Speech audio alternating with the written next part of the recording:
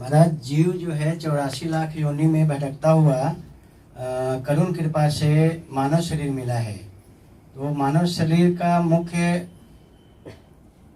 भगवत प्राप्ति है। तो ये भगवत प्राप्ति क्या है महाराज?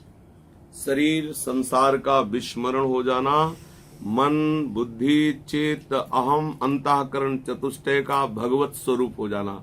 मन कृष्ण हो गया, बुद्धि कृष्ण हो गई, चित्त कृष्ण हो गया, अहम में कृष्ण विराजमान हो गए। समस्त इंद्रियां बाहर और भीतर एकमात्र कृष्ण, कृष्ण के सिवा दूसरी कोई सत्ता ही नहीं है, ऐसा बोध हो जाना। सर्वम खलमिदं ब्रह्म ने नानास्ति किंचन वासुदेवा सर्वमिति हो गई भगवत प्राप्ति। भगवत प्राप्ति यही है, प्रभु की सिवा न कुछ था न है न रहेगा। यही बात अनुभव में आ जाना, अनुभव में आ जाना। अभी जैसे हम भगवत प्राप्ति के साधक हैं तो साधना करेंगे कि ये इस रूप में भगवान ही आए, ये साधना है। लेकिन इनके देखते ही कि मेरे प्रभु है, ये रूप नहीं दिखाई दे रहा, मेरे प्रभु आए, मेरे प्रभु आए, बस ये है भगवत प्राप्ति।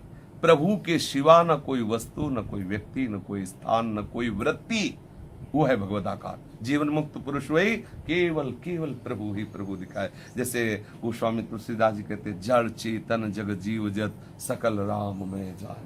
और इसका परिचय मान लो आप कह सकते कि हमको ऐसा अनुभव हो रहा है, तो उसका परिचय निर्माण मोहा जित संग दोषा अध्यात्म नित्या विनिवृत्त कामा द्वंद्वैर विमुक्ता सुख दुख संगई गच्छन्त मूढ़ा।